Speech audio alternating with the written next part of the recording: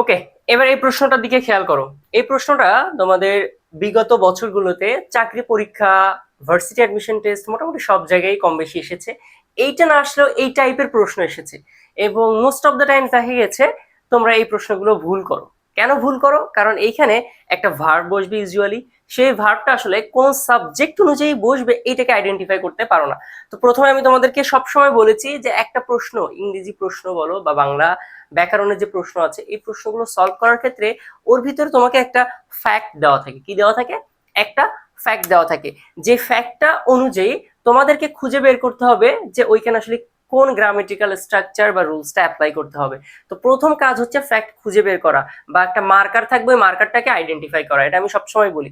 তুমি যদি ওই মার্কারটাকে আইডেন্টিফাই করতে পারো, দ্যাট মিনস তোমার প্রশ্ন 50% সলভ হয়ে গেছে। আর বাকি 50% ওই মানে পার্টিকুলার মার্কারটার জন্য তোমাদের আসলে কোন রুলটা অ্যাপ্লাই করতে হবে সেটা জানা। ঠিক আছে, দেখো খেয়াল করো এখানে প্রশ্নটা আমরা একটু দেখি কি বলেছে। দেখো এই প্রশ্নটা আমরা একটু দেখি।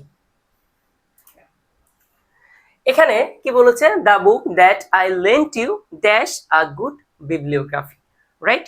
এখন তোমরা অনেকেই যে কাজটা করো, আমি যে ভুলটা আগে করো সেই জায়গাটা আগে বলি। দেখো প্রথমত এই যে ড্যাশ, এখানে নিশ্চয় একটা ভার্ব বসবে, রাইট? এখানে একটা ভার্ব বসবে। এখন এই যে ভার্বটা বসবে, তোমরা কি করো? এই ভার্বটার জন্য এর আগে যে সাবজেক্টটা আছে, এই সাবজেক্টটাকে মেইনলি টার্গেট করো। এটা করা মিন্স তোমার কোশ্চেন ওইখানেই ভুল হয়ে গেছে। কি করবা? ইউ দেখেছো, এই কারণে হ্যাভ এ টিক দিয়ে দিবা বা ওয়্যার এ টিক দিয়ে দিবা, দেন তুমি অ্যাবসলিউটলি রং, জিরো এখানে। এরপরে দেখো আরেক পার্টি আছে যারা কি করবা, এইখানে ভার্ব দেখে এর পরে দেখবা এই good bibliography, then has a tick দিয়ে দিবা, ভাববা যে maybe it could be a singular verb, right? এই দুইটা হচ্ছে তোমাদের ভুল, বাট এই দুইটার কোনোটা হবে না। কেন হবে না? চলো এবার অ্যাকচুয়াল ফ্যাক্টটা আমরা একটু খুঁজে বের করি। এই প্রশ্নের ভিতরে খেয়াল করো, প্রথমত এই প্রশ্নের সব থেকে ইজি ওয়ে হচ্ছে তুমি এর বাংলাটা করে ফেলবা আগে। ওকে, এই বাংলাটা আগে করে ফেলবা। দেখো আমি আগে একটু প্রশ্নটা আরেকবার পড়ি। কি বলেছে? দা বুক দ্যাট, খেয়াল করো এইখানে একটা দ্যাট আছে। দ্যাটটা আমরা কি জানি? এটাকে আমরা একটা রিলেটিভ প্রোনাউন জানি না? রিলেটিভ প্রোনাউন সবাই তো জানি আমরা, রিলেটিভ প্রোনাউন, রিলেটিভ প্রোনাউন। এখন দেখো রিলেটিভ প্রোনাউনের আগের অংশটাকে আমরা সবসময় বলি, আগের যে তোমার নাউন যে পার্টটা থাকে ওই অংশটুকুকে আমরা বলি কি? অ্যান্টিসিডেন্ট, তাই না?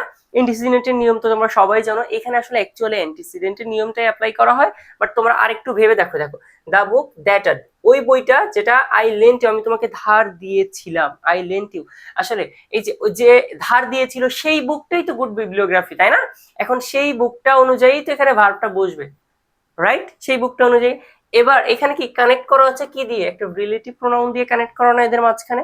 তো রিলেটিভ প্রোনাউন যখন দেখবা, মনে রাখবা ঠিক রিলেটিভ প্রোনাউনের আগের যে অংশটা আছে এটাকে আমরা বেসিক্যালি বলে থাকি অ্যান্টিসিডেন্ট। এই অ্যান্টিসিডেন্ট অনুযায়ী পরে এইখানে যে ভার্বটা, এই ভার্বটা বসবে। তাহলে খেয়াল করো এখানে কি আছে? দা বুক অবশ্যই একটা সিঙ্গুলার, তাই না? অবশ্যই সিঙ্গুলার সাবজেক্ট। তো যেহেতু এটা সিঙ্গুলার সাবজেক্ট, সিঙ্গুলার হলে কি হবে? ভার্বটা নিশ্চয়ই সিঙ্গুলার হবে, রাইট? সাবজেক্ট ভার্ব এগ্রিমেন্টের একদম প্রথম নিয়ম। দেখো যদি সাবজেক্ট সিঙ্গুলার হয় ভার্বও সিঙ্গুলার হবে। তাহলে হ্যাভিং, হ্যাভিং তো হচ্ছে না, রাইট? এরপর কি বলছে? ওয়্যার, এটা প্লুরাল, এটাও হচ্ছে না। এখানে হ্যাভ, হ্যাভ এটাও প্লুরাল, এটাও হচ্ছে না। এখানে একমাত্র সিঙ্গুলার ভার্ব রয়েছে হ্যাজ। তাহলে তো আমাদের অ্যান্সার কোনটা? হ্যাজ। তাহলে এটা আমরা কমপ্লিট করলে কি বলবো? যে the book that I lent you has a good bibliography. এইভাবে জাস্ট আগে প্রশ্নটা পড়ার পরে সম্পূর্ণ প্রশ্নটা নিয়ে না ভেবে তুমি জাস্ট ওর ভিতর থেকে যে মার্কারটা আছে, যে মার্কার, যে ইন্ডিকেটরটা আছে, ওই ইন্ডিকেটরটা খুঁজে বের করবা। যেখানে দ্যাট আছে, রিলেটিভ প্রোনাউন, রিলেটিভ প্রোনাউন থাকলে সব মোস্ট অফ দ্য কেসেস আমরা দেখি এর আগের অংশটার দিকে অ্যান্টিসিডেন্টে কি আছে, অ্যান্টিসিডেন্টে ফোকাস যাব। দেন অ্যান্টিসিডেন্টের নিয়ম কি? অ্যান্টিসিডেন্ট রিলেটিভ প্রোনাউনের আগের অংশে অ্যান্টিসিডেন্ট থাকলে অ্যান্টিসিডেন্ট অনুযায়ী আমরা ভার্ব বসিয়ে থাকি। এই কনসেপ্টটা মাথায় নিয়ে আসার জন্য তোমাকে প্রথম কাজ হচ্ছে ওই যে কোশ্চেনটা পড়ার পরে ওর ভিতর থেকে তুমি ইন্ডিকেটর বা মার্কারটাকে খুঁজে বের করবা। জাস্ট ওই মার্কারটা অনুযায়ী তুমি রুলসটা বসাবো, দেখবা খুব ইজিলি তুমি প্রশ্নটাকে সলভ করতে পারতেছো।